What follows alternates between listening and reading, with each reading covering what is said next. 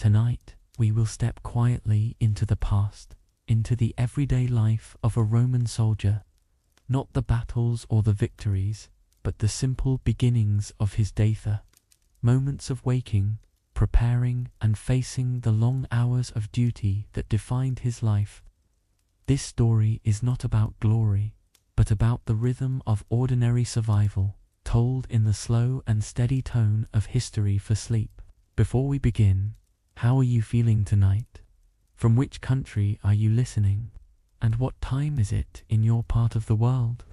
Maybe it is late at night, and you are preparing to rest. Or perhaps it is early morning, and you are seeking calm before sleep arrives gently. If you enjoy these quiet journeys, you may softly press like, subscribe, and turn on the bell, so this calm history can find its way back to you whenever you need it most. The camp was still in darkness when the soldier stirred awake. He would feel the cool air of dawn, the faint smell of dust, and the hushed rustle of his companions moving in the shadows. There were no alarms, no rushing sounds of modern life, only the rhythm of men rising together as the day demanded order. The Roman soldier's life was not a constant battlefield, as many imagine. Instead, it was mostly a string of routines, ordinary duties, and simple acts that shaped not only his day, but the empire itself. When he rose, he first checked his surroundings. His armor, neatly arranged beside him, needed care. His sandals, worn from miles of marching, required inspection. The smallest crack in leather or a broken strap could mean great difficulty on the long road ahead. To a Roman soldier, order and discipline began with the smallest details. And so, before he even took a step, he prepared himself by tending to these ordinary yet important things. As the sun began to glow softly over the horizon, the soldier would quietly step outside his tent. He might stretch his arms, feel the stiffness in his body from days of marching, and take a breath of the cool morning air. In that brief moment, there was a sense of stillness before the day's labor began. The camp was alive, but not yet loud. Voices murmured, footsteps shuffled, and the crackle of a fire carried into the breeze. For the soldier, this moment was short, but precious, before duties pulled him fully into routine. The armor he wore was not just for battle, it was a daily responsibility. Polishing the metal plates, tightening the straps, and ensuring each piece sat correctly on his body was an act of discipline. The shine of his equipment was not vanity, but necessity, for rust could weaken, and weakness was dangerous. The soldier worked with care, rubbing each surface, checking every fastening. In these small actions, we see the way discipline shaped his mind, teaching him patience, consistency, and attention to detail. Nearby, the faint sounds of other soldiers echoed across the camp. Some were already practicing drills, stamping their sandals in measured rhythm on the dirt. Others prepared weapons, running fingers across the edges of their blades, not in eagerness for battle, but in duty to readiness. These men were not always fighting, but they were always preparing. The empire demanded not only strength, but order, and the army was the living example of that order. Each soldier, a single piece in a vast machine that moved steadily, day after day. Now, you may imagine that their mornings were filled with feasts, but in truth, their meals were plain and modest. Bread, porridge, or grains, sometimes softened with a little oil or dipped in water. Occasionally, if supplies were kind, there might be dried fruit or cheese. These were not meals of indulgence, but meals of sustenance, meals that carried them through endless hours of marching or building. Food was fuel, nothing more, nothing less. It reminds us that the life of a soldier was not glory, but simplicity, often repetitive, often humble. After the meal, training began in earnest. Soldiers carried heavy packs across the open ground, marching in formation until sweat clung to their brows. They practiced throwing spears, lifting shields, and forming the tight walls that made Roman legions so feared in history. But for them, in the moment, it was just routine, drill after drill, step after step. Some men grew tired, but discipline demanded repetition. The body learned through endurance, and the mind followed, until order became second nature. Even in these repetitive tasks, there was a strange rhythm. The sound of sandals striking earth in unison, the clatter of shields, the thud of spears meeting wooden targets. For the soldier, this was the music of daily life. There was no choice, but within that lack of choice, there was a strange comfort. Structure gave meaning, and routine gave stability. And so, morning after morning, this pattern repeated, forming the quiet beginning of a soldier's day, far more ordinary than the tales of battles might lead us to believe. The sun slowly climbed higher in the sky, and the camp grew busier with every passing moment. The noise of commands, the scraping of metal, and the shuffle of countless sandals filled the air. Yet, for all this sound, the feeling was not chaotic. It was controlled, steady, and almost predictable. The Roman soldier's day was guided by discipline, like the steady beat of a drum. Each man knew his role, and each man followed the rhythm of the camp. As training ended, the soldier often turned to other duties. Some were assigned to repair equipment, mending tents, or strengthening the wooden beams of the camp walls. Others cleaned tools, sharpened blades, or carried water from nearby streams. These were small jobs, but together they kept the army alive and moving. A soldier was not only a fighter, he was a worker, a builder, and a caretaker of the very structure that sheltered him. When the duties slowed, the soldier sometimes found a moment of stillness. Perhaps he would sit on a stone or lean against the wooden post of a tent, simply breathing in the dry air. He might carve a piece of wood or scratch words into a wax tablet to send home. In those letters, he rarely spoke of battles, for battles were not every day.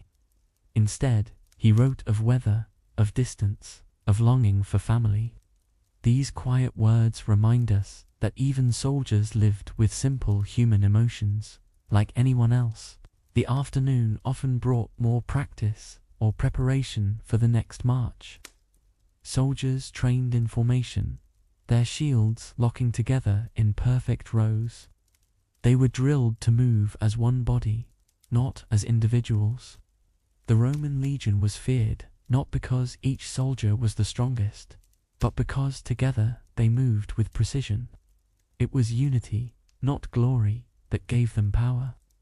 And for the soldier, that unity came only through endless repetition. When the day's work ended, the evening descended slowly. Fires glowed across the camp, smoke curling into the darkening sky. The air grew cooler, and with it came a softer mood. Soldiers sat together, eating their evening meal, sharing what little comfort they had. Sometimes they told stories, not of great victories, but of their villages, their families, or their travels. In this, we see how ordinary moments stitched together a life that might otherwise seem distant and strange. After eating, some men repaired their clothes, patched worn sandals, or polished armor again. Others stretched out on mats or simple bedding, resting their tired bodies. The camp was alive, but quieter now, filled with the murmurs of conversation and the crackle of burning wood. For a Roman soldier, these small routines were just as important as any grand battle. They were the structure that kept him steady, day after day. Night duty was a constant part of their lives. Some soldiers stood guard at the edge of the camp, staring into the dark horizon. Others paced slowly along the boundary, their ears listening for the faintest sound. It could be lonely work, standing in silence, with only the wind for company. Yet it was also necessary for, in that silence, the safety of the entire camp depended on a few watchful eyes. Back in the tents, those not on duty began to drift into rest. The voices grew softer, and the fires burned lower, casting long shadows on the ground. The soldier lay down, his armor carefully placed beside him, his sword within reach. He did not know what tomorrow would bring, whether another march, another building task, or perhaps the order to move to a distant land. But for now, the night gave him peace, however brief. As the stars spread across the sky, the camp settled into a steady stillness. The soldier closed his eyes, breathing slowly, the rhythm of his day fading into the rhythm of rest. This was not the story of great triumphs or glorious battles. It was the story of simple endurance, of order, and of the ordinary life that history often overlooks. And it is in these ordinary moments that we find a quiet beauty, a calmness that echoes across centuries. And as we close this first segment of our journey into the life of a Roman soldier, I would like to invite you, gently, to share your thoughts. Perhaps you can leave a comment. Where are you listening from tonight, and what time is it where you are? It is always interesting to know how far these calm stories travel, and at what hour they reach you. In that way, our voices connect quietly across time, just as history connects us to those who lived long ago. The day of a Roman soldier began not with noise or alarm, but with the quiet pull of routine. As the faint glow of dawn touched the horizon, the soldier stirred from his rest, already aware of the tasks ahead. The camp was alive with subtle movement, shadows shifting, sandals scuffing, voices low and measured. No one needed to be told what came next. Each man understood the rhythm of his duty, as natural as breathing, as certain as the rising sun. The soldier's first thoughts were often practical. He did not wonder about grand campaigns or distant battles. Instead, he focused on the small details directly before him. His armor, his sandals, his packle needed inspection. The empire could only be held together if every soldier was prepared. And so, the morning began with simple acts of readiness, quiet and precise, repeated endlessly through the days and years of his service. He leaned forward, checking the leather straps of his sandals. A single frayed edge, a loose knot, or a cracked sole could become misery on the long marches that defined his life. These sandals, called caligae, were more than footwear. They were the foundation upon which his duty stood, and so they were inspected carefully, repaired if needed, and prepared for another day's journey. This small ritual, performed by thousands of men across countless camps, was a thread that tied them all together. After tending to his sandals, he turned his attention to his armor. It was not the shining, polished plate we sometimes imagine, but practical gear of iron and leather. The larica segmentata, with its overlapping strips of metal, demanded care. He rubbed it clean, checked the joints, and fastened the straps. Armor was not just protection. It was a symbol of readiness, a mark of discipline. In maintaining it, the soldier reaffirmed his role, his duty, and his place within the legion. Weapons, too, required attention. The gladius, short and sturdy, lay beside him. Its blade was sharpened, not in anticipation of battle, but as a daily routine. Rust was an enemy as dangerous as any foe, and only careful maintenance kept the weapon strong. He ran a cloth along its surface, testing its edge, adjusting its hilt. Beside it, the pilum, a heavy throwing spear, waited. These tools were extensions of his discipline, and their care was as vital as the drills and marches that filled his day. As the morning deepened, the camp stirred further into life.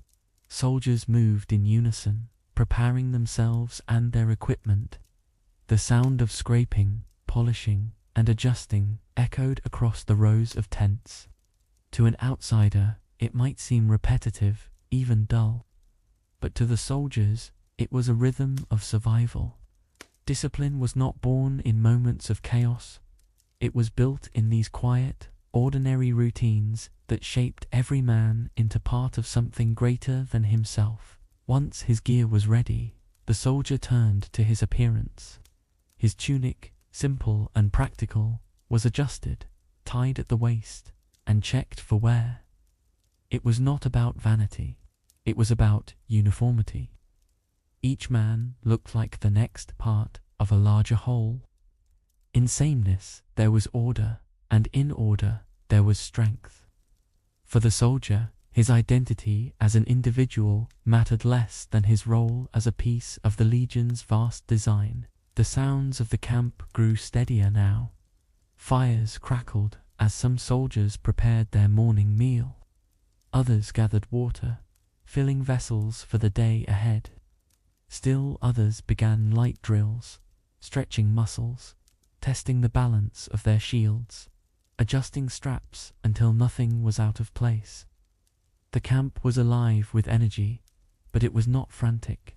It was organized, measured, deliberate. In these early hours, the foundation of the soldier's day was laid. The rising sun lit the edges of the camp in gold. Shadows grew shorter, and the air warmed, carrying with it the smell of dust and burning wood. Soldiers gathered in small groups, speaking quietly, sharing simple words before the routines carried them further into the day. There was no loud laughter, no unnecessary noise, just the hum of men moving in steady purpose. For them, the morning was not leisure, but preparation, the steady bridge between rest and duty. By now, the soldier had completed the first tasks of his day. His body was clothed, his armor inspected, his weapons ready, and his sandals secure. Around him, the camp mirrored his efforts, thousands of men, each performing the same small acts of readiness. Together, these details built the strength of the Roman army, not through grand gestures, but through endless repetition. And as the morning stretched onward, the soldier felt the weight of his duty settle on him once more, ready to carry him into the long hours ahead. As the sun climbed higher, the soldier's duties became more defined. The morning was not simply a time to prepare, but also a moment to reinforce habits. The centurions, officers who commanded groups of men, inspected their soldiers carefully. They walked among the rows, checking armor, questioning men about their readiness, and watching closely for signs of weakness. For the soldier, this was not harshness, was routine. Order could only exist if it was enforced each day, in small but steady ways. When inspections ended, the soldiers often assembled for marching drills. They moved together in long lines, shields held close, steps measured and steady. The dust rose beneath their sandals, clinging to their legs, but no one broke formation. A legion's strength came not from single men, but from their ability to act as one body. The morning drill was a reminder of that unity, a discipline pressed into the mind as firmly as the straps tied around their armor. The centurions barked commands, and voices echoed across the open space. Soldiers practiced maneuvers, turning, advancing, and retreating as if in battle. Yet these drills were not dramatic. They were repetitive, almost meditative, repeated until each movement required no thought. In this way, the soldier learned to trust the men beside him, for he knew that in any future test, those same movements would save his life. Routine created reliability, and reliability was the true heart of the Roman legion. After the drills, the men often carried heavy packs across the fields surrounding the camp. These packs were not light, they contained tools, supplies, and sometimes even stones for training. The goal was not to exhaust, but to strengthen. Every step hardened the body, prepared the legs for endless marches that lay ahead. For the soldier, carrying weight was a reminder that his life was rarely still. Movement defined his existence, and the road was his constant companion. The morning routines were not only about the soldier himself, but about the group as a whole. A legion could only survive if every man kept to the same rhythm. And so, even when one task ended, another followed, hauling supplies, arranging tents, sharpening tools, or repairing equipment. These duties may have seemed small, but they were threads in a vast fabric of survival. For without them, the camp would falter, and the strength of the legion would weaken. In these moments, the soldier often reflected quietly. He might look across the rows of men and see not warriors, but ordinary people shaped into soldiers by routine. They were far from home, far from family, bound not by choice but by service. Yet in the rhythm of the morning, there was a sense of belonging. Each act, each movement, tied him to the man beside him, creating bonds stronger than any chain. As midday approached, the soldier finally felt the weight of the morning ease. His equipment was ready, his drills complete, and his duties fulfilled. The camp settled into a slower pace, men wiping sweat from their brows, leaning against posts, or sharing quiet words. It was not relaxation, but it was a pause, a moment between the endless cycles of order and preparation. For the soldier, this rhythm of work and rest was the pattern of life, a pattern that rarely changed. In truth, the mornings of a Roman soldier were not glorious or dramatic. They were steady, repetitive, and often unremarkable. But it was within this repetition that the empire's strength was built. Thousands of men, across countless camps, performing the same acts each day, created a machine of discipline and endurance. And for the soldier, though the tasks were ordinary, they were also meaningful, for through them he played his part in something vast and enduring. As the soldier rested in the brief calm of midday, the sound of tools quieted, and the camp softened in tone. The morning had passed in duty, and the afternoon would bring its own demands. Yet, for this moment, the soldier's mind could wander slightly, perhaps recalling his village, or wondering where tomorrow's march would take him. The morning had been long, but it was not wasted. It was the foundation of the day, the preparation for all that followed, and so we leave the soldier here, standing at the edge of his morning, his armor gleaming, his body steady, his mind ready for what lay ahead. These small, ordinary routines remind us that history is not only made of battles and triumphs, but also of simple days filled with repetition and care. If you've enjoyed this quiet journey through the morning of a Roman soldier, I gently invite you to subscribe so you can return for more calm stories like this. And in our next video, we will take a softer path into another question of the past. What did people eat in the Middle Ages? Until then, may your night be calm, and may history guide you gently into rest. The life of a Roman soldier was never filled with luxury, and nowhere was this more clear than in the meals he ate each day. His food was plain, often repetitive, but it was steady enough to keep him marching, training, and building. Breakfast, when it came, was not what we might imagine today. It was not heavy, nor filled with rich flavors, but simple grains, bread, or porridge. These small portions were enough to provide energy, but never enough to bring comfort. The soldier learned to accept simplicity, because survival depended not on taste, but on sustenance. Bread was the most constant presence in his diet.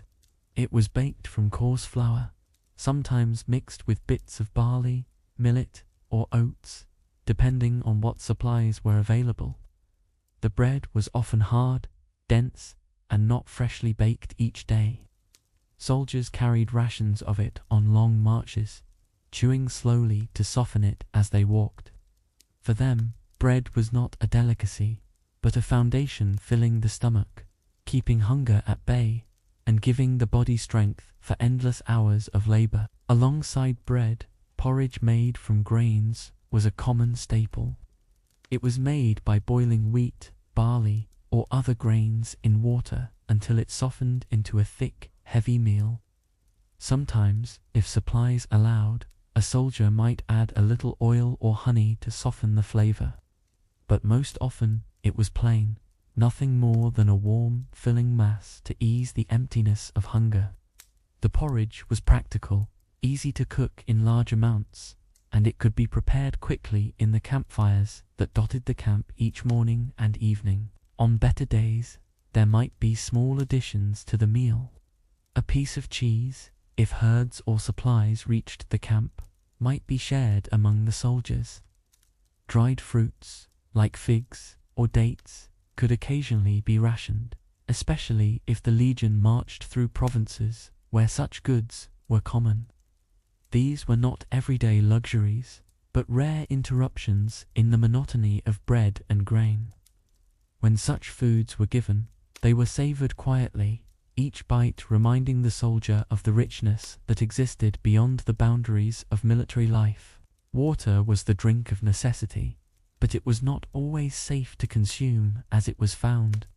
Soldiers sometimes mixed water with vinegar, creating a sour drink known as pauska.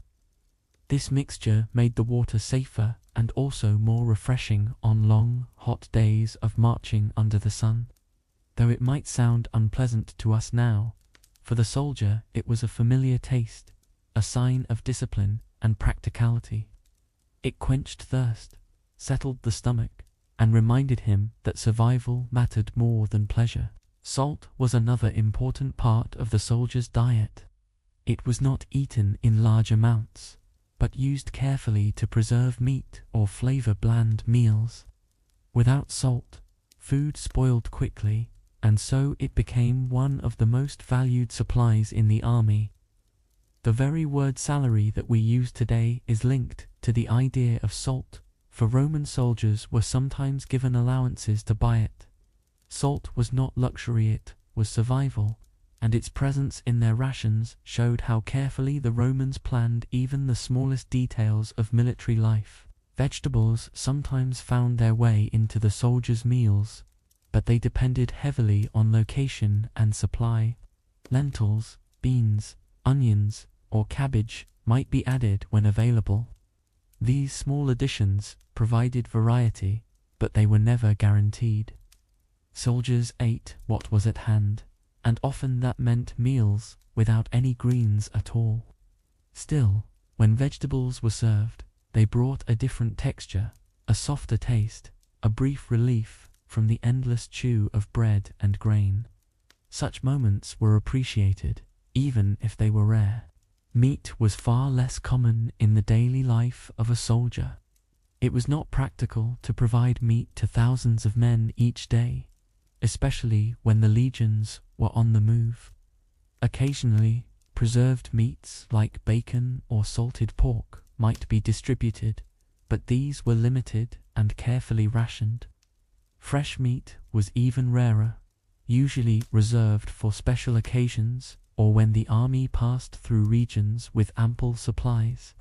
For most soldiers, days and weeks could pass without a single bite of meat, reminding them that their service was sustained by simplicity, not luxury. Despite the plainness of their meals, soldiers often found comfort in the routine of eating.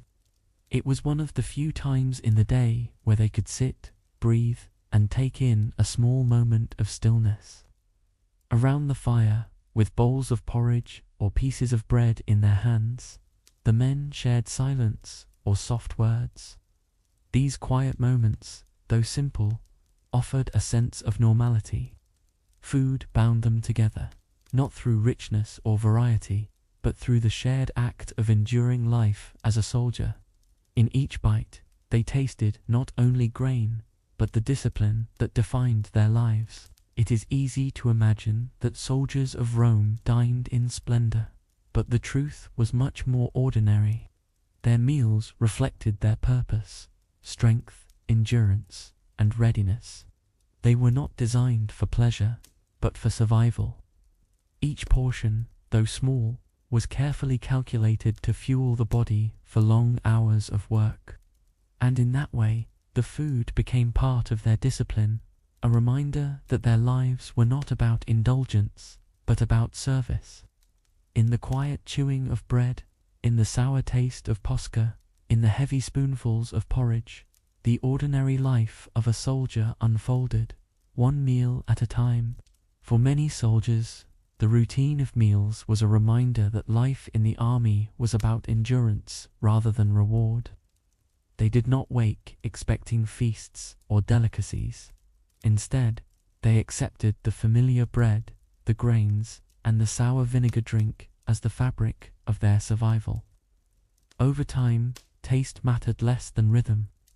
What counted was that the stomach was filled enough to continue, that the body remained strong enough to march, to build, and to train. In this way, the soldier's food was another form of discipline, simple, predictable, and constant. Supplies were never guaranteed, and soldiers learned to adapt to scarcity. On campaigns, when roads grew long and wagons moved slowly, rations could thin. Men stretched what little they had, breaking bread into smaller pieces, cooking thinner porridge, or sharing dried fruits sparingly. Hunger was always a shadow nearby, a quiet threat that lingered on long marches. Yet even then, the soldiers endured, their discipline teaching them to accept less and keep moving. It was not comfort, but survival, and survival was enough.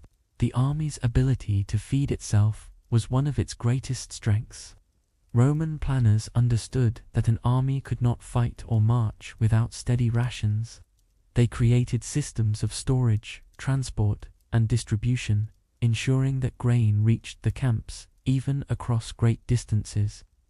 Granaries filled with sacks of wheat stood as silent guardians of the legion's endurance. Each soldier, eating his humble meal, was connected to this vast network of supply that stretched across the empire.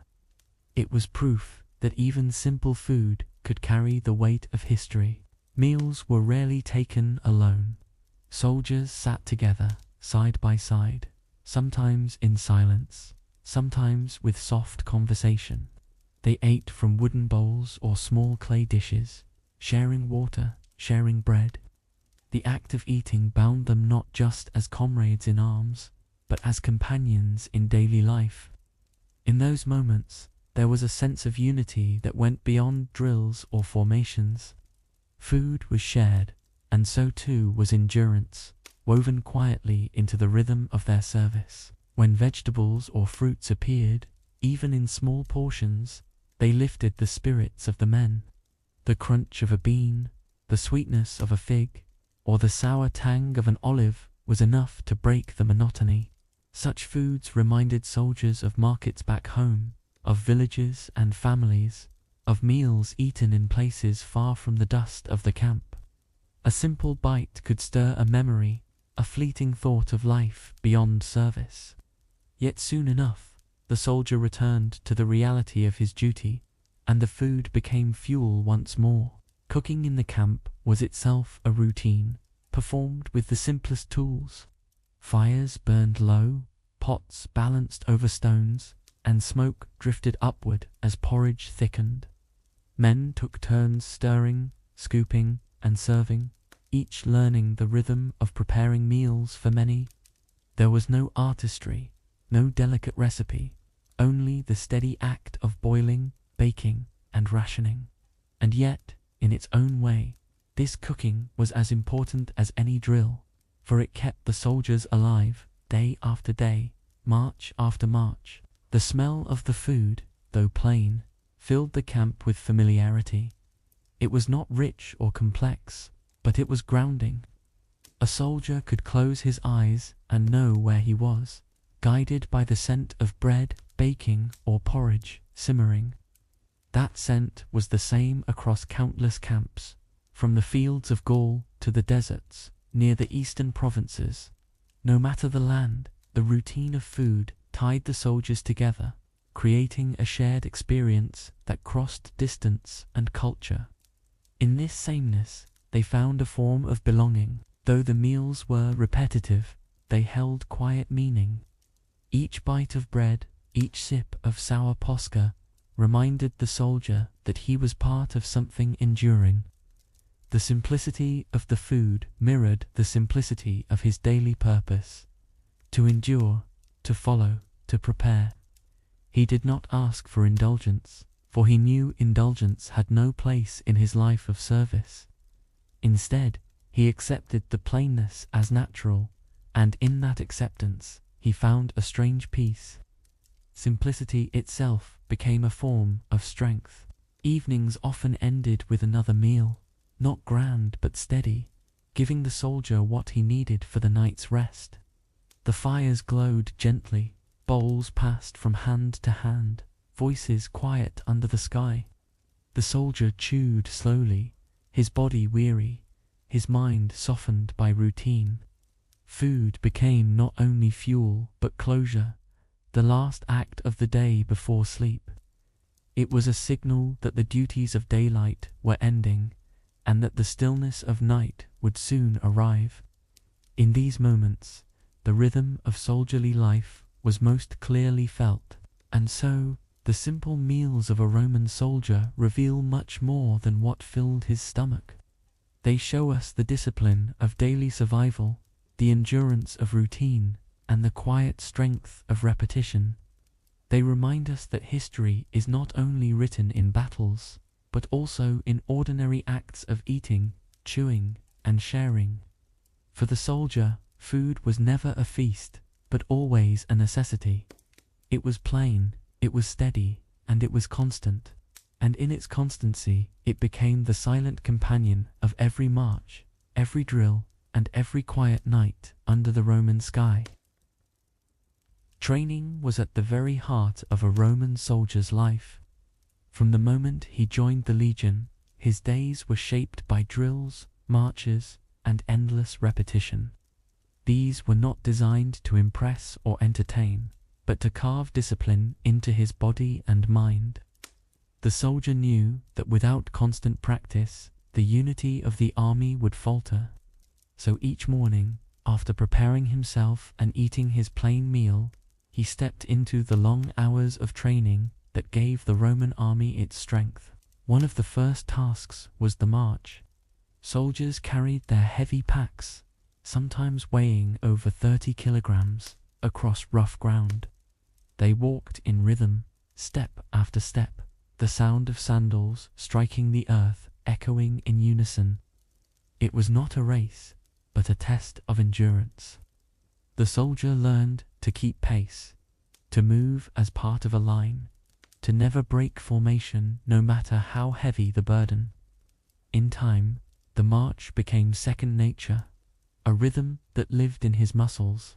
Weapons practice followed. The gladius, short and sharp, was drilled again and again against wooden posts. Soldiers thrust, withdrew, and thrust again, training their arms to move quickly, their eyes to focus, and their stance to remain steady.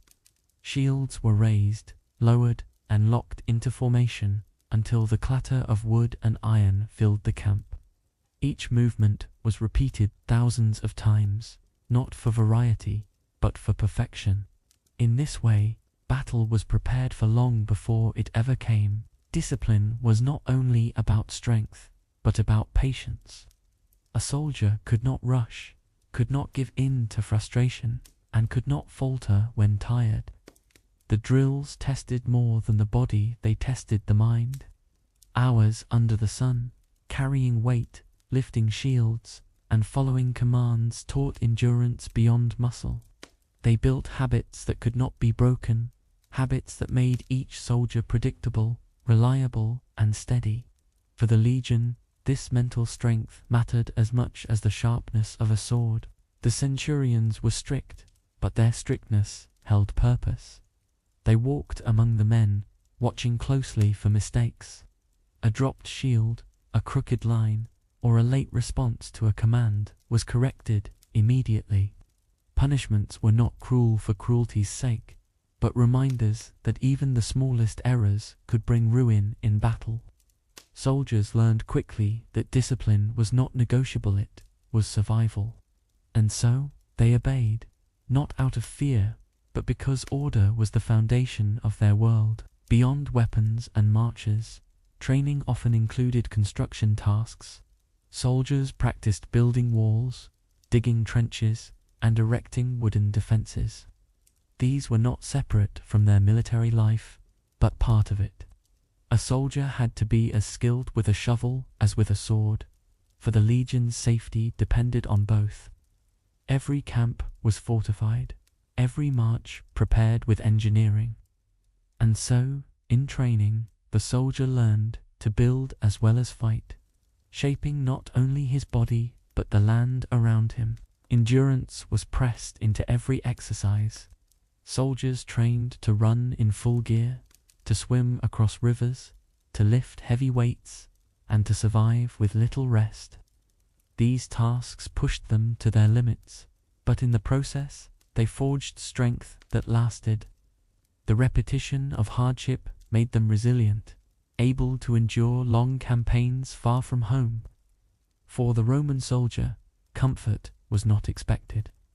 Hardship was the teacher, and discipline was the lesson learned each day. The drills were not glamorous, but they were effective. When thousands of men moved together, shields raised in perfect walls, the result was a force that seemed unbreakable. This unity was not born in a single day. It was born in years of practice, in countless mornings of repetition, in sweat and aching muscles. A soldier knew that he was not training for himself alone. He was training to be a part of something greater, where his role mattered because it was joined with so many others. Sometimes the training seemed endless. Day after day, the same steps, the same drills, the same commands. To an outsider, it might have appeared dull, even unbearable. But to the soldier, this sameness gave comfort. He knew what was expected, he knew the rhythm, and he knew that each day he was becoming stronger. The predictability of training was not a burden, but a structure that held his life steady in a world of uncertainty. As the sun reached higher, sweat soaked the soldier's tunic, dust clung to his skin, and his arms ached from the weight of shield and sword. Yet he did not stop. He did not question the routine. He accepted it as natural, as necessary. And when the drills finally paused, when the centurions gave the order to rest, he sat with tired muscles but a steady mind, knowing that discipline was not only learned in training, it was lived in every moment of his service. When the drills resumed after a short rest, the soldiers often practiced formations together. The testudo or tortoise was one of the most famous. Men closed ranks, lifting shields above and in front, until they formed a moving wall of wood and iron. Inside, the soldier felt the weight of the shield pressing against his arm, the sound of sandals scraping the earth, and the breath of his comrades close by. It was heavy, it was exhausting, but it was also secure. In that closeness, the legion became a single body, bound by discipline. The training also included the art of throwing the pilum. This heavy spear was designed not only to strike, but to break upon impact, making an enemy's shield useless. Soldiers practiced again and again, lifting, aiming, and casting the spear toward wooden targets. Each throw required strength, but also precision. The arm ached, the shoulders burned, yet the repetition continued until the movement was automatic. For the soldier, Mastery came not from talent, but from endless practice. Balance between offense and defense was central to training. A soldier was taught to strike quickly with his gladius, but also to trust his shield for protection. He drilled in small duels, matching thrust against thrust, shield against shield, until the rhythm of attack and defense became instinct. The body learned to move without hesitation, and in the quiet of training, the soldier came to understand that battle was not chaos, it was order maintained under pressure, and order was born from discipline. Discipline extended beyond the field. It shaped how soldiers walked, how they spoke, even how they carried themselves in the camp. The training ground was not separate from life, it was life itself. Every gesture, every step was measured. The soldier lived within boundaries, not of walls, but of expectations. To stray from them was unthinkable, for the legion demanded unity above all.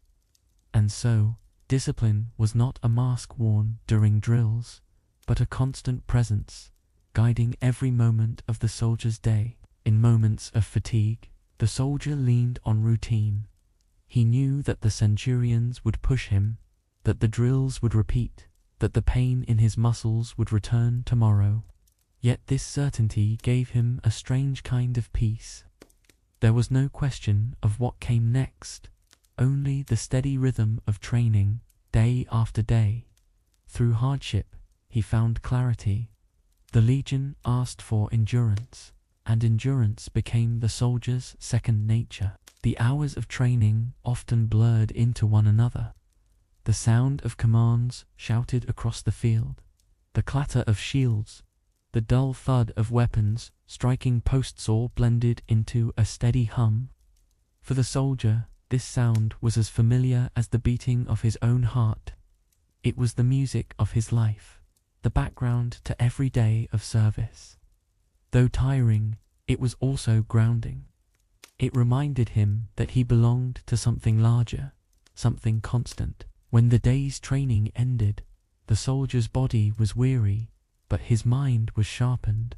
The repetition of drills was not wasted effort, tit-carved habits that could not be broken. He knew how to march without thought, how to raise his shield without hesitation, how to thrust his sword without pause. These were not skills to be considered in the heat of battle, they had already been etched into him. And so, discipline became less a practice, and more a part of who he was. In the stillness after training, when the weapons were stored and the voices grew softer, the soldier sometimes reflected on the endless repetition. To others, it might have seemed dull, but to him, it was structure. In the structure, there was certainty, and in certainty, there was strength. He did not need variety or surprise. He needed order, and the legion gave it to him. Training was not a task to be endured, but a rhythm to be lived, as natural as dawn and dusk. Discipline was also a bond between men. Each soldier knew the one beside him had endured the same drills, carried the same weight, suffered the same exhaustion. That shared hardship built trust, stronger than words. When shields locked together, he knew the man next to him would not falter, because both had been shaped by the same discipline. The training ground, dusty and harsh, was not only a place of labor, it was the forge where unity was created. And so, training and discipline filled the soldier's life with purpose. It was not the glory of battle that defined him, but the countless days of repetition, the endless hours of practice. In the heat of the sun, in the rhythm of footsteps, in the weight of iron and wood, he lived a life shaped by discipline. It was in this order, this steady cycle of effort and endurance, that the true strength of the Roman army was born.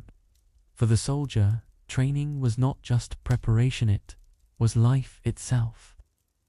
A Roman soldier was not only a fighter. Much of his daily life was spent in building, in shaping the world around him with steady hands and patient effort. Wherever the legion went, the land was transformed. Roads stretched across fields, bridges spanned rivers, and forts rose from empty ground. The soldier's body was not only trained for combat, it was trained for work that left marks on the earth still visible centuries later. When the legion moved into a new territory, the first task was often to build a camp. Every camp was laid out with precision, square in shape, ordered in design, with ditches, palisades, and gates. Soldiers dug trenches, carried timber, and erected walls, each man assigned to a specific duty. The result was a settlement that could rise in a single day, strong enough to protect thousands of men. To the soldier, this was routine, another task in the endless rhythm of labor. Road building was one of the most important duties. Soldiers cleared land, leveled earth, and laid stones in layers, creating paths that stretched for miles across the empire. These roads were not only for marching armies, they carried merchants, messengers, and travelers. By building them, the soldiers connected distant provinces, allowing Rome to move swiftly and hold its power. For the soldier, each stone laid was not just labor, but part of a larger design that bound the empire together. Bridges, too, were crafted by the hands of soldiers. With wood, rope, and stone, they spanned rivers that might otherwise block movement. Building a bridge required teamwork, with men cutting, lifting, and binding materials until the structure stood firm. These bridges allowed the legions to march unbroken, carrying their order into lands far beyond Rome itself. For the soldier, the bridge was not a monument, but another task, another piece of the routine that filled his days with steady effort. Forts rose wherever the legions camped for long. Soldiers dug foundations, set posts, and raised walls of timber or stone. Watchtowers stood tall, gates were reinforced, and ditches were dug deep. Each fort was not just a shelter, but a symbol of Roman presence, a mark upon the landscape that declared control. For the soldier, it meant safety at night, order in the day, and the sense that no land was too wild to be shaped by human labor. Aqueducts and channels were also part of their work. Soldiers dug through soil, set stones in place, and guided water toward camps and settlements. Water gave life, and by building these channels, the soldiers ensured that entire legions could survive far from rivers or springs. The work was heavy, the tools simple, but the results enduring. Even centuries later, traces of their labor remain, silent evidence of days spent under the sun with shovels and picks. Labor was not separate from discipline. Just as the soldier drilled with weapons, he drilled with tools. Commands were followed, tasks divided, and every movement measured. A ditch was not dug carelessly, but to exact dimensions. A wall was not raised quickly, but with care and precision. In these acts, the same spirit that shaped the legion in battle shaped the legion in work. Order was the rule, even when the task was only to move earth or cut timber. The tools were simple axes, shovels, picks, hammers, yet in the hands of thousands of disciplined men, these tools reshaped landscapes. Mountains were cut, rivers redirected, forests cleared. The soldier did not see this as extraordinary, for it was part of his life. Each day brought a new task, and with it the steady rhythm of lifting, striking, and carrying. The sound of tools filled the air, just as surely as the sound of drills or marching steps. In the quiet moments of labor, the soldier sometimes felt the weight of his work more than in drills. His back ached, his hands blistered, and the sun pressed heavy on his shoulders. Yet he did not stop, for the task had to be completed. The camp could not stand without walls, the legion could not move without roads, the men could not drink without water. Each stroke of the tool was survival, Just as surely as the thrust of the sword, labor and combat were two faces of the same duty. Through labor, the soldier left behind a legacy larger than himself. Long after battles were forgotten, the roads still stretched across the land, the forts still stood on the hills, the bridges still crossed the rivers. These works were not built for glory, but for necessity. Yet, in their endurance, they tell us the story of countless days of toil, of sweat on the brow, of hands gripping tools in steady rhythm. For the soldier, building was not separate from war. It was war of another kind, fought against time, distance, and the stubborn earth itself. The labor of the soldiers often began as soon as the camp was established and rarely ended quickly. Even when weary from marching, men were ordered to dig ditches or set up walls before resting. To them, it was routine, a rhythm that followed them wherever they went. The earth itself became familiar, shovels cutting into soil, axes striking timber, stones stacked one by one.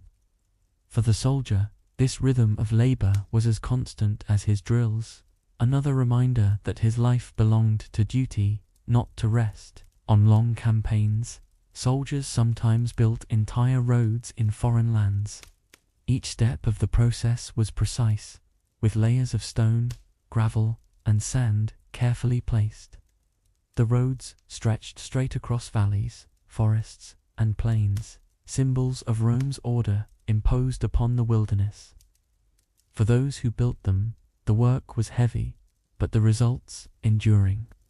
As the soldier bent to lift stones and lay them in line, he was not only building for himself, he was building for generations who would walk the same path. At times, labor meant raising defensive works in dangerous territories. Fortifications were built quickly, for safety could not wait. Men dug trenches wide and deep, piled soil high, and reinforced walls with timber. Sweat mixed with dust, muscles strained, but no one stopped until the camp was secure. By nightfall, what had been open ground became a stronghold.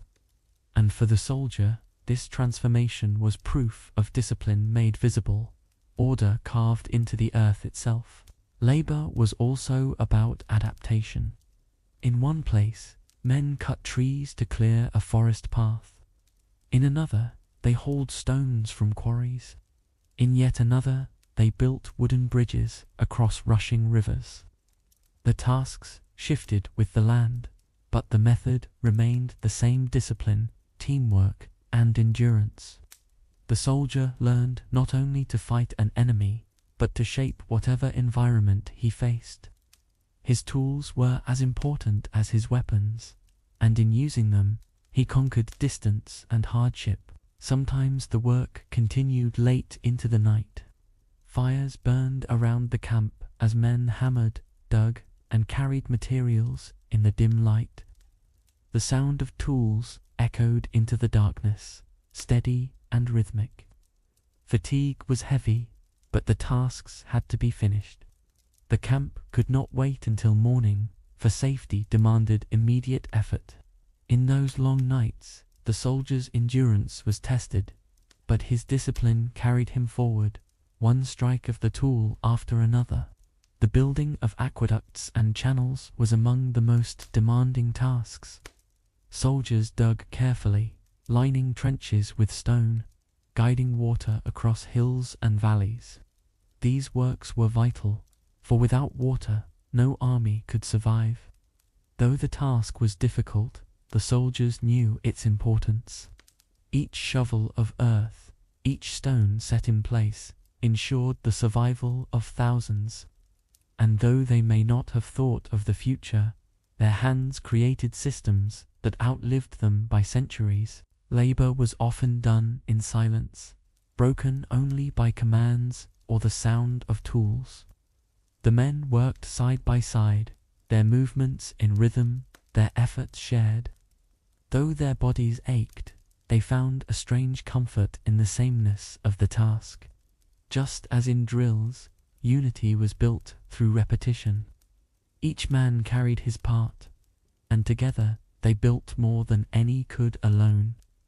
In this way, labor was not only survival, it was a lesson in unity, carved into every trench and wall. When tasks were complete, the soldier looked upon the finished work not with pride, but with relief.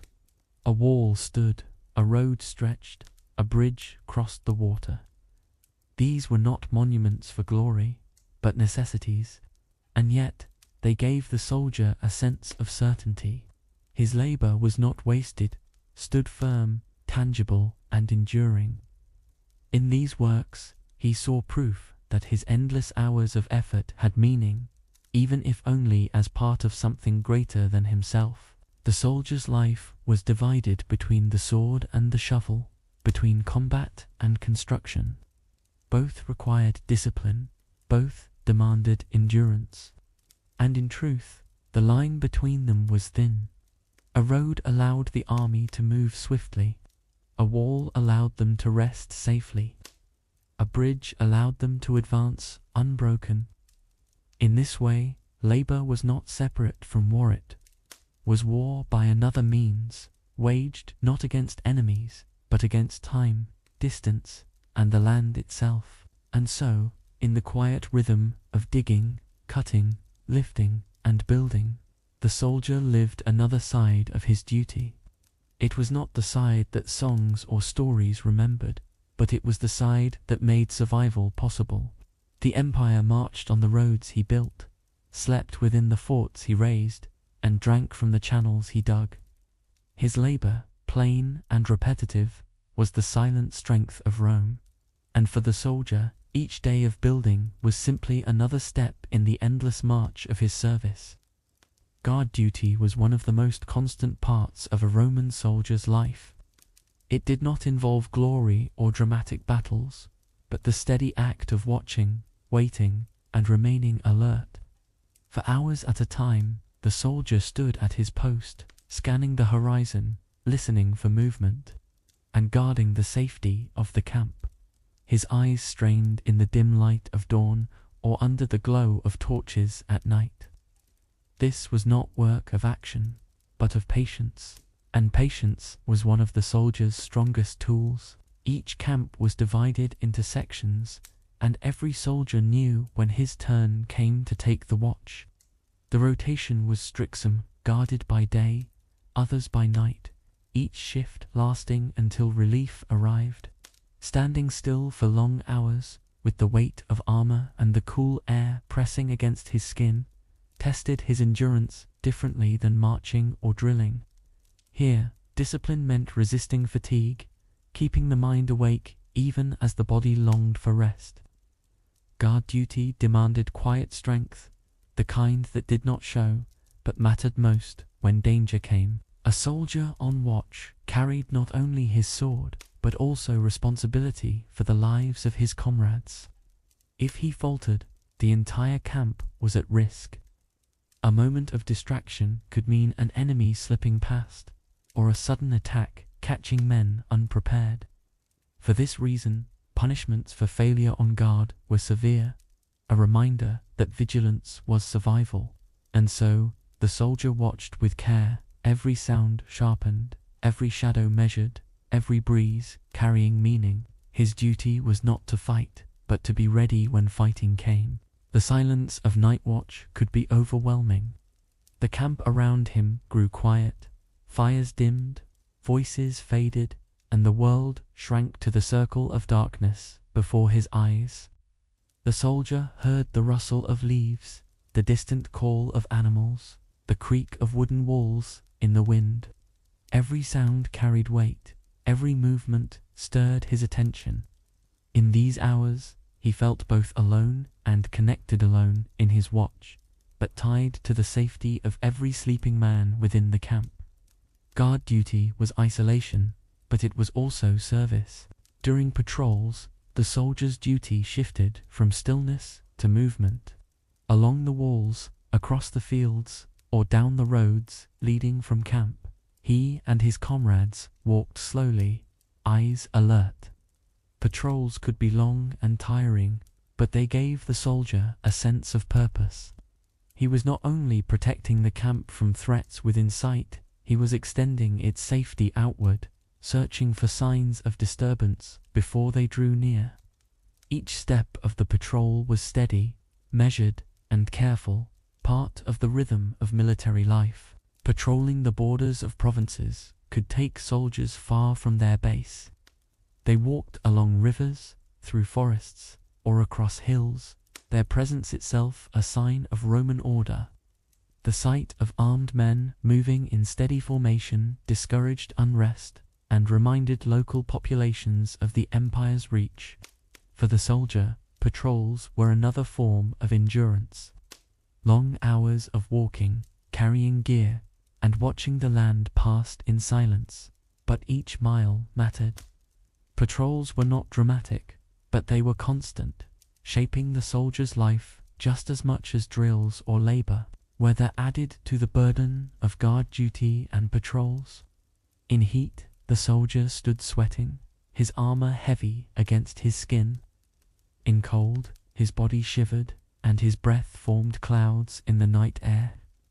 Rain soaked his tunic, wind whipped against his face, and dust stung his eyes. Yet no matter the conditions, the duty remained the same: to watch, to wait, to endure. The soldier learned that nature was as much a test as any enemy, and patience was his shield against both discomfort and danger. Guard posts were often lonely places. A single soldier, or perhaps two, stood at the edge of the camp, their figures small against the wide land. The darkness stretched around them, and silence pressed heavily on their ears. Yet even in that stillness, they could not relax. Every shadow was considered, every movement questioned. Loneliness was part of the duty, but so too was the quiet pride of knowing that the lives of many rested on their vigilance. In silence, the soldier found both burden and purpose. The act of watching trained the mind in ways drills could not. The soldier became sensitive to changes others might ignore: the shift of leaves in the breeze, the pattern of footsteps in the dirt, the distant glow of firelight where none should be. Guard duty sharpened his senses, not in bursts of activity, but in long stretches of stillness. He learned to notice small things, to read the world around him like a page, each detail carrying meaning. In this way, the soldier's eyes and ears became as important as his sword. As dawn approached, the guard's shift would end, and another soldier would take his place. Relief came slowly, but when it arrived, it felt like a deep breath after holding still too long. The soldier handed over the watch, his duty fulfilled, his body weary from stillness, his mind heavy from alertness. Yet he knew that the task would return again, as constant as drills, as predictable as meals. Guard duty was not a moment of battle, but it was the thread that held the legion together, night after night, day after day. On longer campaigns, patrols stretched far beyond the walls of the camp. Soldiers followed dusty paths, crossed rivers on makeshift bridges, and moved in pairs or small groups through unfamiliar lands. Each step was measured, each glance cautious. The patrol was not meant to conquer, but to observe, to notice signs of disturbance, to sense movement where none should be. It was a duty of quiet watching, carried out across miles of land, a slow march of eyes and ears, rather than swords and shields. Patrols often revealed the land itself as an enemy. Thick forests closed around the men, hiding movement in shadows. Open plains exposed them, making every figure visible for miles. Hills and valleys stretched their endurance, each climb and descent heavy with the weight of gear. Yet the soldiers continued, step after step, silent but steady. The land was never fully conquered, it had to be watched, guarded, and walked upon, again and again, as long as the legion remained. Sometimes patrols encountered local people, farmers in fields, or traders on roads. These meetings were often brief, a nod of recognition, a short word exchanged, or a quiet observation of one another. The soldier knew that his presence alone spoke louder than words. Armor, shield, and formation reminded all who saw him that the Empire was present, its order extending even to these remote places. For the soldier, patrols were not just about safety, they were a living symbol of authority, carried step by step across the land. At night, patrols became heavier with silence. Torches flickered, shadows stretched, and the darkness pressed in from all sides. Every sound seemed louder, every shape uncertain. The soldier walked with sharpened senses, heart steady, breath slow. The rhythm of footsteps in the dark was both unsettling and grounding. He knew that the land did not sleep, and his task was to remain awake for those who did. Night patrols tested endurance, not only of body, but of spirit. Guarding was not only about preventing surprise attacks, but also about creating peace of mind. Soldiers in camp could rest because they knew others were watching. Sleep was possible because vigilance never ended. The rotation of guard duty meant that no hour passed unguarded, no corner of the camp left unwatched. This unbroken chain of care made the legion strong. Each soldier, in his turn, carried the weight of safety for all, and when his watch ended, he too could rest in the knowledge that another had taken his place. The tools of guard duty were simple eyes, ears, and patience. A soldier leaned on his shield, shifted the weight of his armor, or gripped his spear lightly, but the true labor was mental. To stay awake when tired, to stay alert when bored, to notice details when the mind longed to drift, these were the tests of the guard. The strength of the legion lay not only in strong arms, but in steady awareness, the kind built slowly over endless hours of watch. The monotony of guarding could feel endless, but within it lay discipline's true power. A soldier learned to embrace stillness, to find focus in repetition, to accept that duty did not always mean action. This acceptance was what made the legion strong. For when sudden danger appeared, the soldier did not panic. He was already trained to endure long stretches of silence, already ready to respond without hesitation. In boredom, he built readiness, and in stillness, he found strength. When dawn broke after a long night of guard duty, the world looked different to the soldier who had kept watch. The rising sun lit the camp in gold, casting away shadows that had seemed threatening in the dark. He handed over his post, weary but steady, knowing his task had been fulfilled. In the faces of his comrades waking from rest, he saw the value of his hours of patience. Guard duty did not bring recognition or praise, but it brought safety, and safety was enough. Patrols and watches were repeated endlessly, across months and years. No matter where the legion marched through forests, across deserts, into distant provinces, the routine remained. Guards stood at posts, patrols walked the land, and soldiers endured the stillness as surely as they endured drills or marches.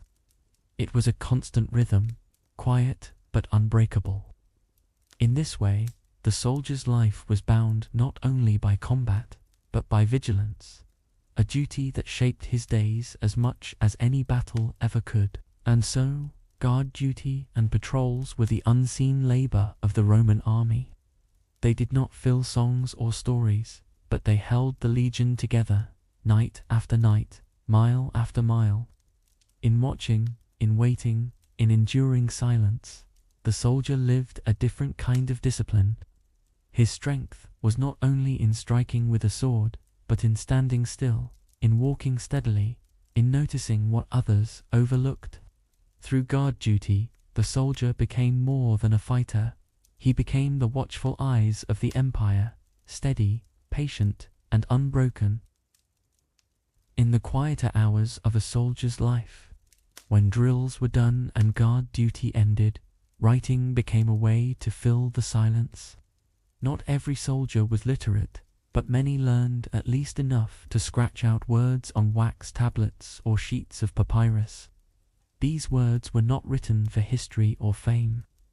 They were written for family, for friends, for loved ones far away. The act of writing was a bridge, carrying thoughts across the distance, even if the letters traveled slowly and sometimes never reached their destination. A soldier's writing tools were simple: a stylus of wood or metal pressed lines into a wax tablet, which could be smoothed and reused. For longer letters, papyrus was used, though it was fragile and costly. Ink was made from soot or natural dyes, and brushes or reeds served as pens. The tools were basic, but they were enough. With them, a soldier captured the flow of his thoughts, leaving behind marks that carried meaning beyond the walls of his camp. The letters often spoke of ordinary things. A soldier might write about the weather, about the long marches, or about the rations he had eaten that day. He described the dust of the roads, the heat of the sun, or the endless rhythm of training. Rarely did he speak of glory, for glory was not a daily experience. Instead, he wrote of fatigue, of waiting, of longing for home. These details may seem small to us now, but to him, they were the fabric of his daily life. Many letters carried messages of longing. A soldier wrote to his parents, telling them he hoped they were well, that the farm was tended, that the seasons had passed gently. To a wife or child, he might write words of affection, speaking of how much he missed them, how much he hoped to return. Sometimes, he asked for small items: warm clothing, simple tools, or food from home. In these requests, we see not the image of a warrior, but the voice of a man reaching out through distance. The act of writing also gave comfort to the soldier himself. Even if the letter never arrived, the simple process of setting down words eased his thoughts. It gave structure to feelings that might otherwise remain unspoken. Writing was a way of bringing order to the mind, just as drills brought order to the body. In the scratch of the stylus, in the slow flow of ink, the soldier found a quiet rhythm, a pause in the demands of discipline.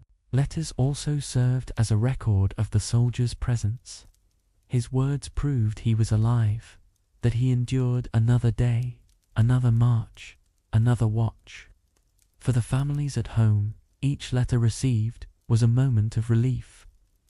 They could picture him, imagine his life, and feel his presence even across the miles. For the soldier, this connection mattered deeply. Though he lived surrounded by comrades, a part of him always remained tied to the people and places he had left behind. Some soldiers wrote, with humor, trying to lighten the weight of distance. They joked about the dullness of their meals, the endless repetition of drills, or the stubbornness of their centurions. Even in hardship, the human spirit sought laughter. These small notes of humor remind us that soldiers were not machines of discipline, but men who still found ways to smile, even when far from home. The letters carried not only longing, but personality, the small sparks of individuality that routine could not erase. Others wrote with weariness, their words heavy with fatigue. They spoke of blisters on their feet, of sleepless nights on watch, of aching muscles after hours of labor. These complaints were not dramatic, but quiet admissions of the strain of daily life. In sharing them, the soldier sought comfort, as if putting hardship into words made it lighter. The family who received such letters might worry, but they also understood the humanity behind the uniform, the man who endured because he had no choice, but who still longed for relief.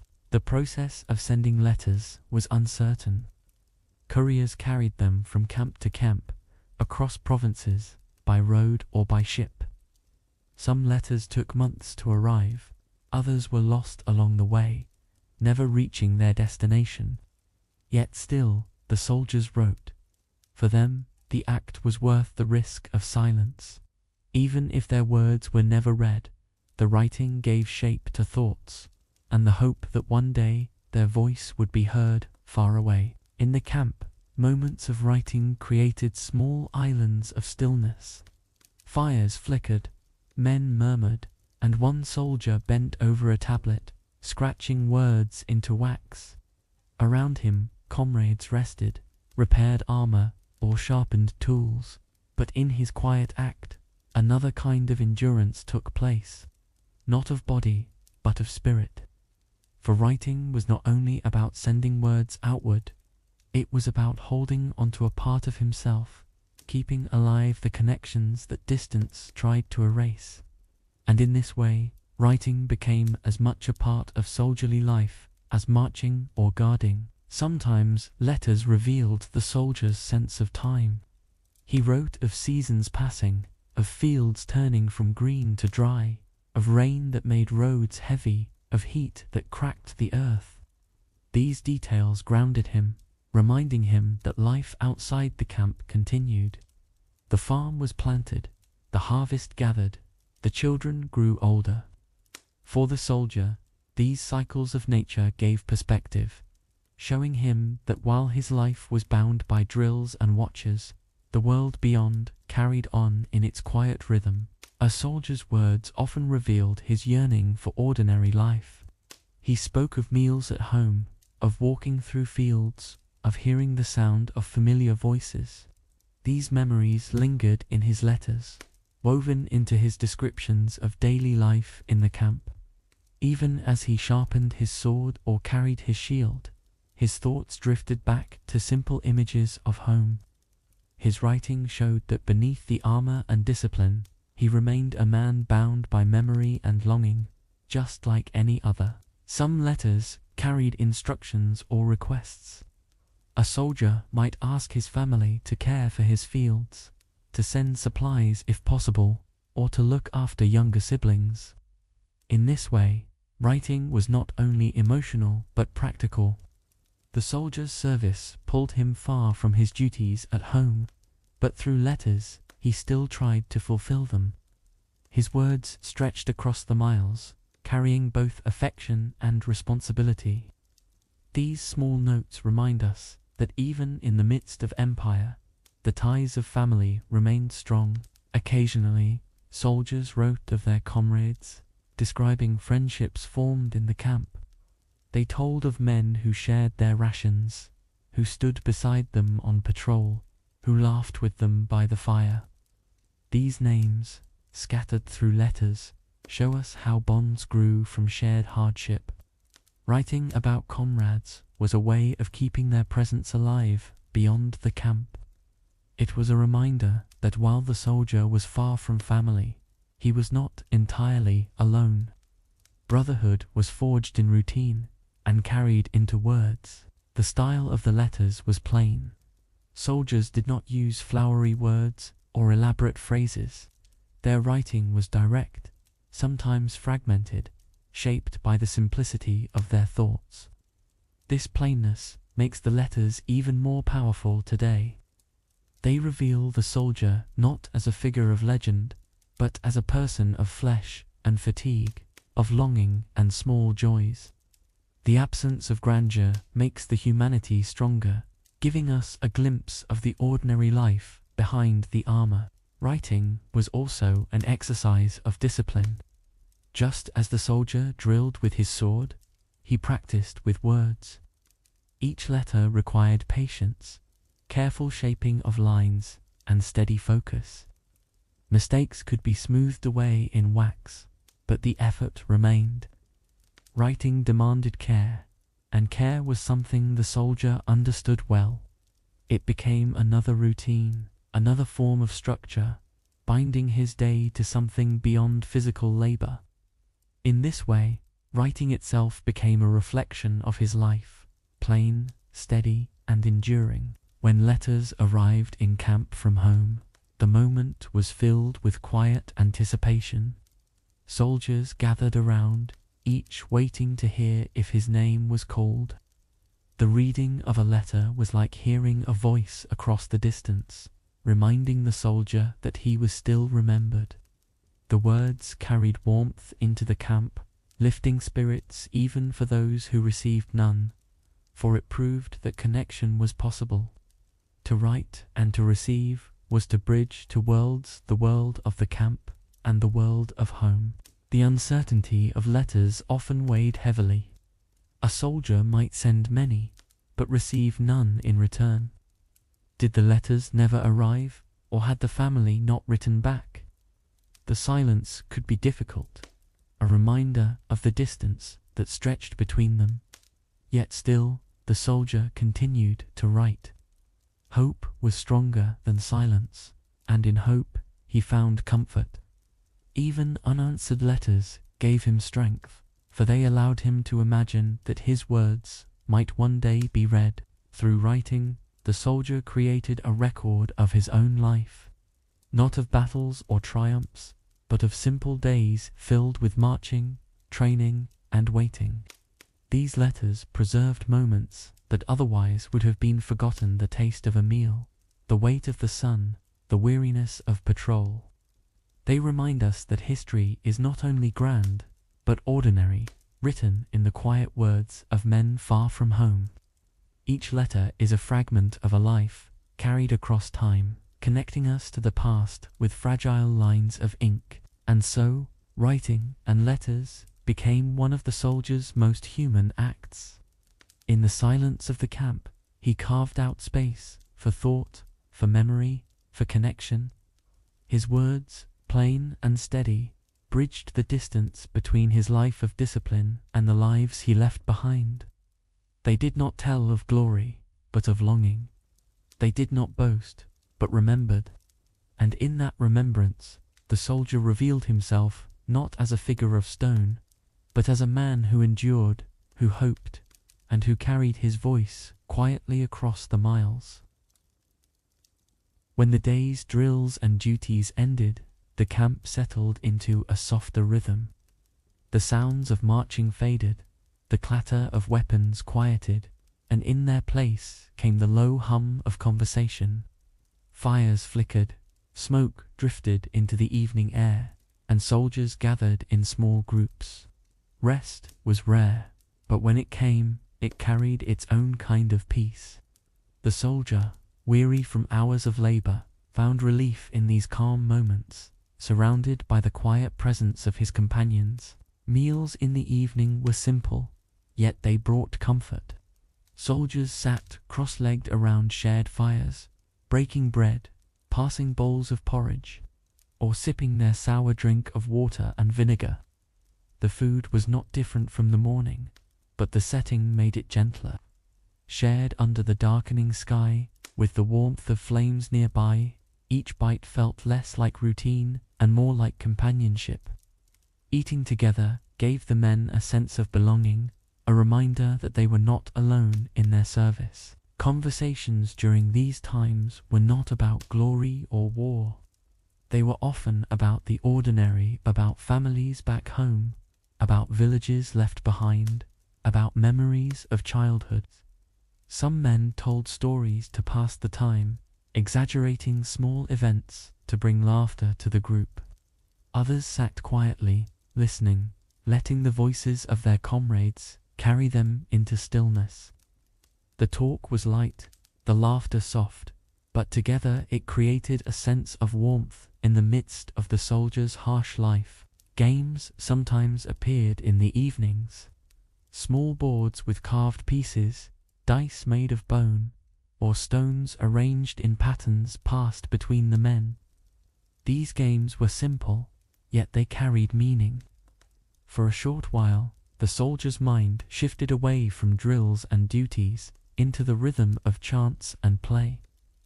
Winning or losing mattered little. It was the act of playing that eased the weight of the day.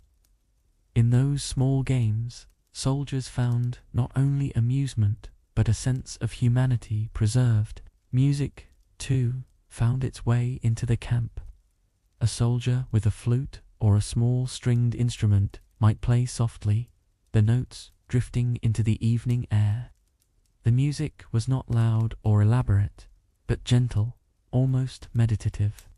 It filled the space between words, carrying thoughts further than speech could. Around the fire, some listened with closed eyes, letting the sound calm their weary bodies.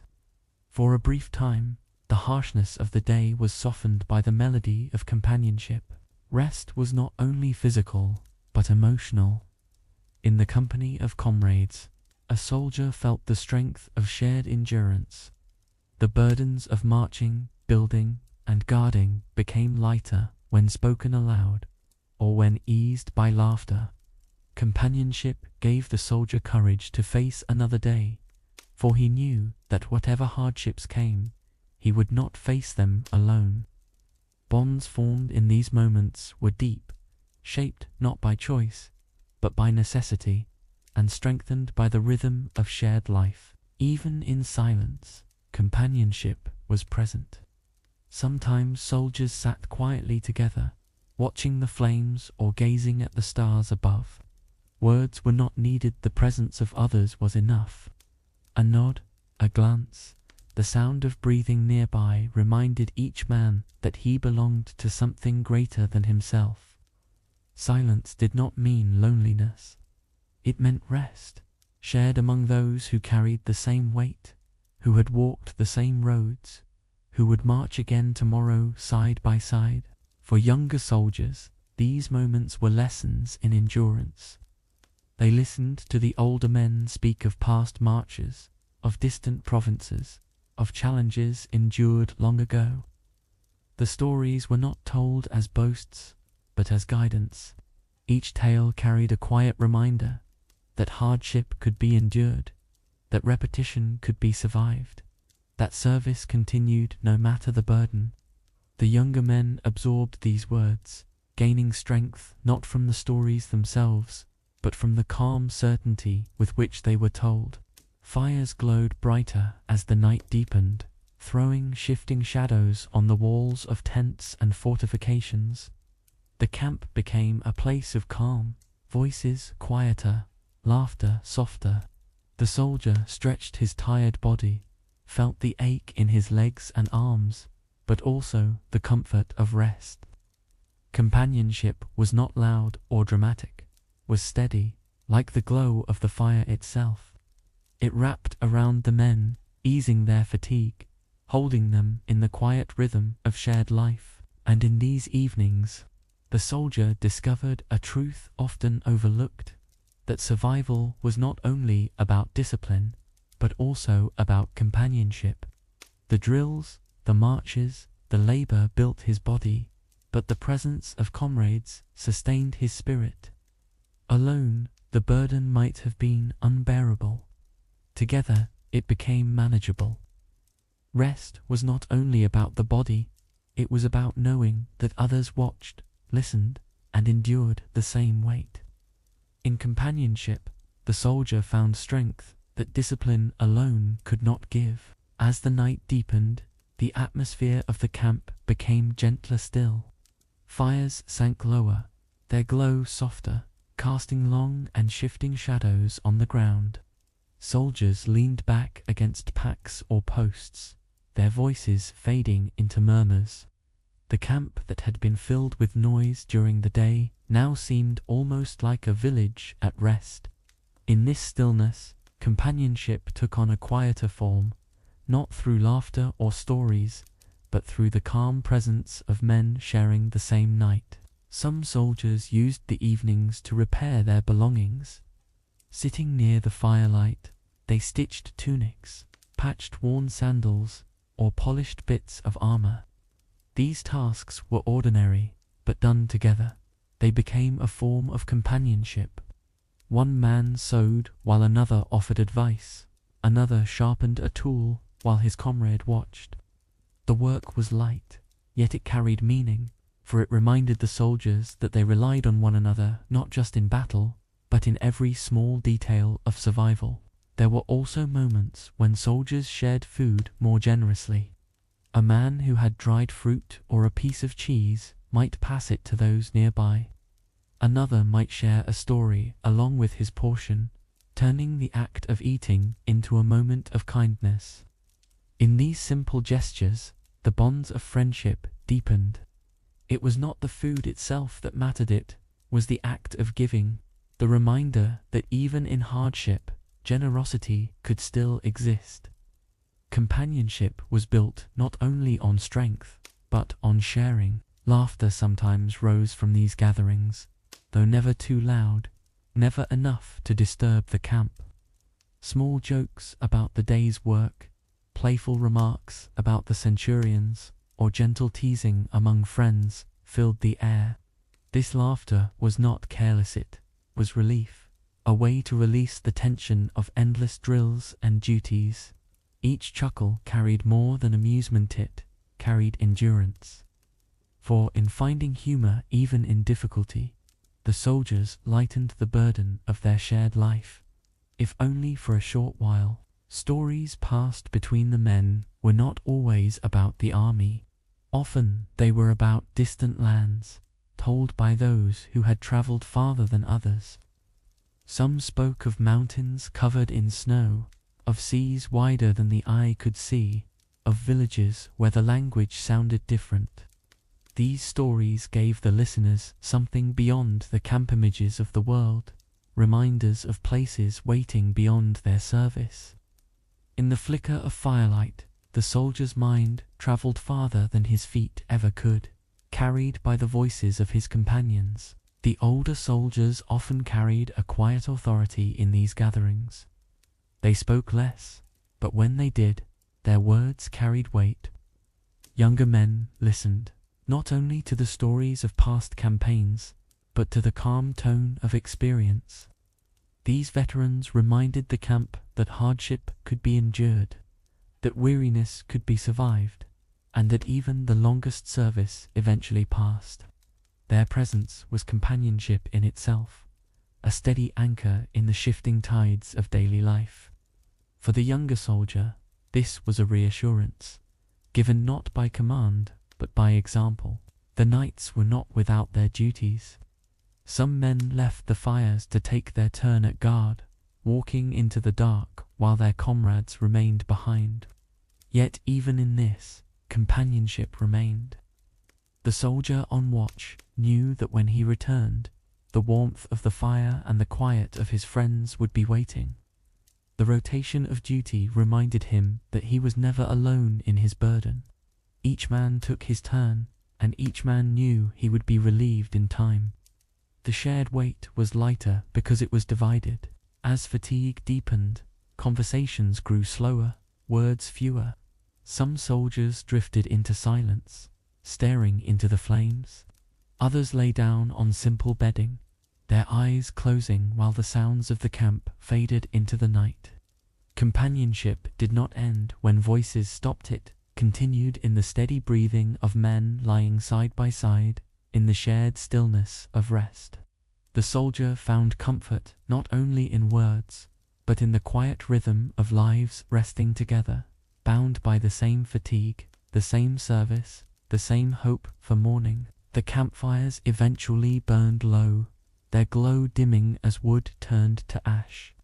The soldier wrapped himself in his cloak, shifting to find a comfortable position on the hard ground. Around him, the voices had disappeared, leaving only the occasional sound of movement in sleep.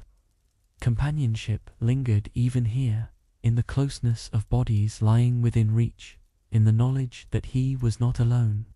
Though the night was long, it was shared, and in that sharing, it became bearable.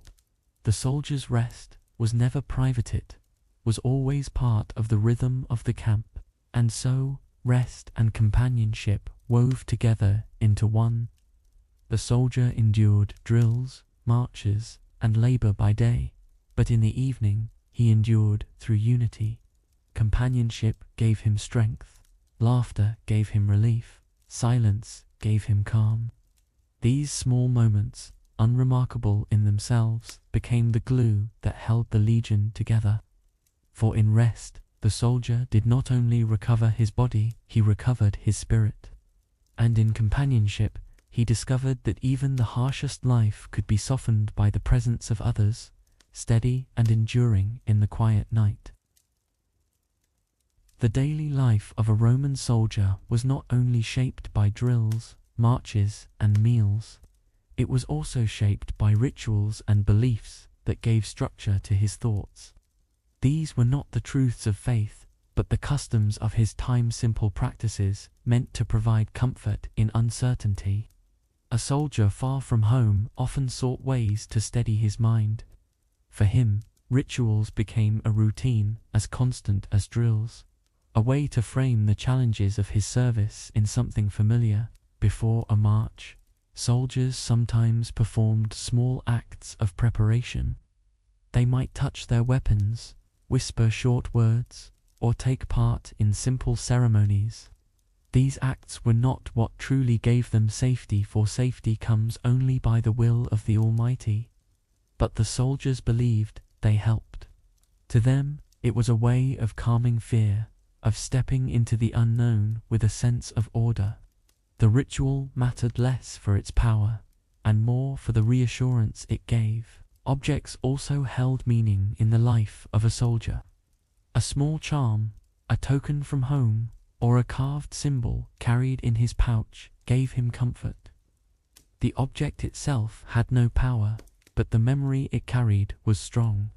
It reminded him of his village, of family waiting, of voices far away. In this way, the token was not about magic, it was about memory. It was a quiet reminder of what he endured for, and of the people who hoped for his safe return. Rituals often took place in groups, binding the soldiers together.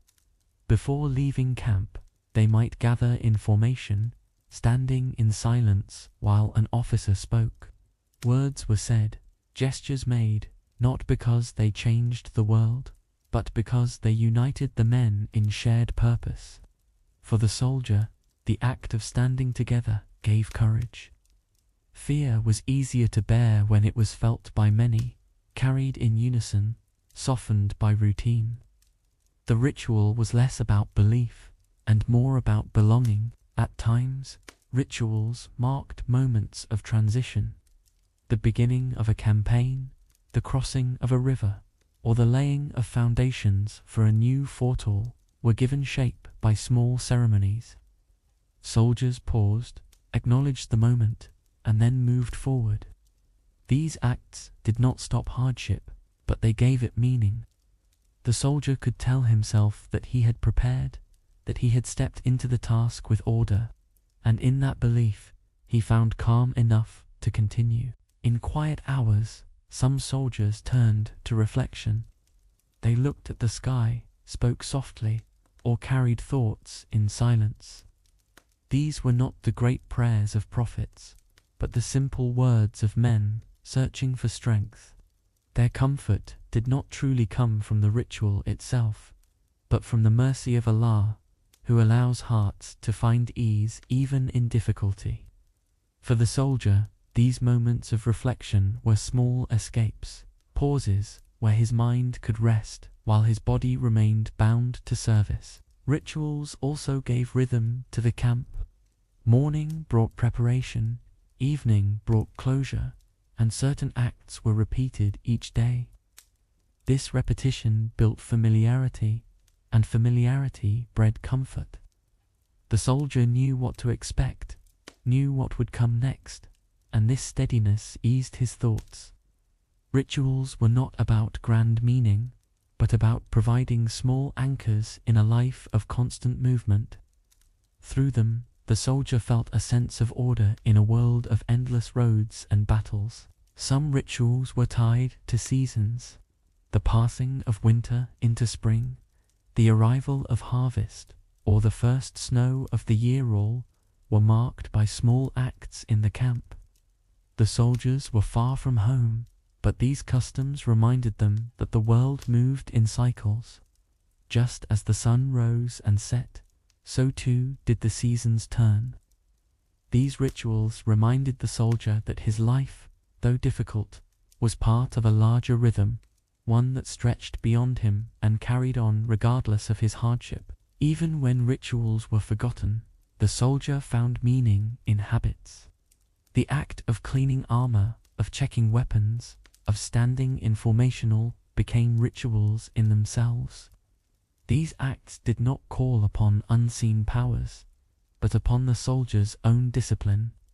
By repeating them, he reminded himself that he was ready, that he belonged, that he endured. In this way, the line between ritual and routine blurred, until both became part of the soldier's identity. And so, rituals and beliefs were woven into his life, not as grand spectacles, but as quiet acts of repetition. They steadied the mind, gave comfort in distance, and created unity among men far from home. The rituals themselves did not bring protection, only Allah grants protection, but for the soldier, they were a way to endure the uncertainty of his world. They made the unfamiliar seem familiar, the dangerous seem bearable, and in that small comfort, the soldier found the strength to march forward into another day of service. In moments before marching into unknown lands, rituals often took on greater weight. Soldiers gathered in silence, listening to short words from their leaders, marking the beginning of another long journey. These gatherings did not change the challenges ahead, but they gave the soldiers a sense of readiness. By repeating familiar actions, the men felt steadier, as though they had stepped into the next phase of service with structure. Ritual was less about mystery and more about control over the mind. When illness struck, soldiers sometimes turned to small rituals for comfort. They might place objects near their bedding, or whisper words they believed brought protection. Yet the true source of healing was never in these objects. It was Allah alone who granted strength and recovery. Still, the rituals helped the men endure, reminding them that they were not powerless, even when weary. In their hearts, hope mattered as much as medicine, and rituals became a vessel for that hope. At funerals, rituals were simple but solemn. A soldier who fell, whether in battle or by illness, was remembered by his comrades. They gathered in silence, sometimes leaving small items or words at the place of rest. These acts were not for power, but for memory, for the need to mark a life that had ended. The rituals gave the survivors a way to carry on, to close one chapter before continuing their march. In the quiet of farewell, they found strength to endure the loss and continue the duty that remained. Rituals also reflected the soldier's constant need for routine. Just as he cleaned his armor or sharpened his blade, he repeated these small gestures of belief. They gave shape to time, breaking days into parts that could be managed. Without them, life might have felt like endless labor. With them, there was rhythm, even if that rhythm was only symbolic. In repetition, the soldier found comfort, not because the acts held power, but because routine steadied his spirit. Some soldiers carried charms or tokens from home. A carved piece of wood, a small coin, or a strip of cloth was kept close, not for magic, but for memory. These objects reminded them of family, of familiar places, of lives waiting beyond service. They did not believe the object itself could protect them, but they believed it could remind them of what they endured for. And in that reminder, they found strength to keep walking. The object was not a source of power, it was a vessel of memory, and memory gave endurance. The rituals could be as small as a gesture before a march or as large as a gathering of hundreds of men. Yet, in all forms, they served the same purpose, to ease the burden of uncertainty. War and service carried risks beyond control. By turning to ritual, the soldier told himself he was prepared, that he had stepped into danger with intention. This belief, though simple, calmed his thoughts, It gave him focus, the ability to move forward without fear overtaking him. The repetition of rituals mirrored the repetition of military life itself. Just as drills trained the body through endless practice, rituals trained the mind through repeated acts. They were not spectacular, but ordinary. Not mysterious, but familiar. The soldier did not expect miracles, he expected reassurance. Ritual gave him that reassurance, just as a sharpened sword gave him readiness. Both became part of the same pattern, binding together the physical and the mental sides of his endurance. In times of long waiting, rituals filled the silence. Days in camp could stretch without action, hours slipping slowly by. Soldiers turned to small acts, repeating gestures or words, not because they expected change, but because it gave them something to hold on to. Ritual was a companion in idleness, a way to fill the emptiness of time with structure. It reminded the soldier that he was still part of a larger order, even when the days seemed still and uneventful. The presence of rituals among soldiers shows us something universal about humanity. In every age, people have sought ways to steady their hearts in the face of uncertainty. For the Roman soldier, rituals were one such way. They could not change the reality of hardship, but they gave a sense of steadiness. They were threads of familiarity woven into an unfamiliar life. Through them, the soldier found a measure of calm in a world filled with distance, duty, and danger. And so, the rituals and beliefs of Roman soldiers remind us not of power, but of endurance. They reveal how men far from home found comfort in repetition, in small acts that connected them to memory and to one another. These rituals did not truly protect, for protection belongs to Allah alone. But they steadied the mind, they eased the heart, and they gave shape to long days of service. In the quiet of these rituals, the soldier discovered a way to continue, one step after another, into the endless road of duty. As the final duties of the day came to an end, the camp slowly gave way to silence. Fires burned low, their glow flickering softly against the wooden walls and tents. The voices that had filled the air during drills and work now softened, until only a gentle murmur remained. The soldier, weary from the weight of labor and repetition, stretched his tired body and prepared for the long hours of night. The stillness of evening was not emptiness, but a rhythm of rest that carried him toward another day. The ground was hard beneath his cloak, yet he had learned to accept it as his bed. A bundle of clothing became his pillow, a corner of the tent his shelter. Comfort was not found in softness, but in routine. The soldier closed his eyes and let the cool air move across his face, listening to the fading sounds of footsteps and the crackle of dying flames. The stillness wrapped around him like a blanket, a reminder that even in hardship, night carried its own kind of peace. Some soldiers whispered quietly before sleep, speaking of families, of villages, of moments far from the camp. Their voices were low, almost fading into the sound of the wind. These conversations were not long, nor were they dramatic. They were fragments of memory, shared in the darkness to ease the burden of distance. To the soldier, the act of speaking before sleep was a small comfort, a reminder that though far from home, he was not completely alone. Companionship lingered even in silence, carried by the presence of others. Night also brought the watch. While some soldiers lay down to rest, others took their turn at the edge of the camp. Their figures stood against the shadows, eyes fixed on the horizon, listening for movement. The soldier who slept knew that he was guarded, that another carried the burden of vigilance. This knowledge allowed him to rest, to sink into the rhythm of breathing and stillness. Guard duty and sleep were two halves of the same night. each making the other possible. The stars stretched above, scattered across the sky. The soldier looked at them before closing his eyes, wondering about the distance between himself and the world he had left behind. The stars were the same ones his family saw, the same ones above the fields of his village. In their constancy, he found a quiet connection across the miles.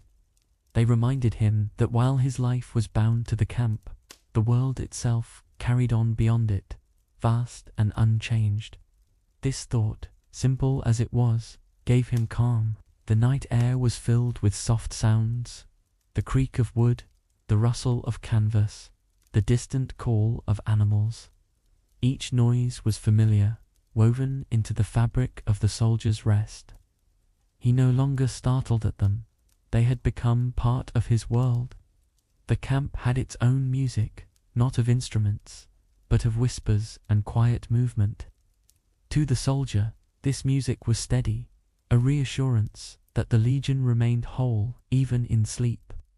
In this way, sound itself became a companion. Sleep did not come quickly, but gradually. The soldier shifted on the ground, adjusting his cloak, settling his body into the hardness beneath him. His breathing slowed, his muscles loosened, and the fatigue of the day pressed him deeper into stillness. Around him, the breathing of others rose and fell, a chorus of rest that carried him along.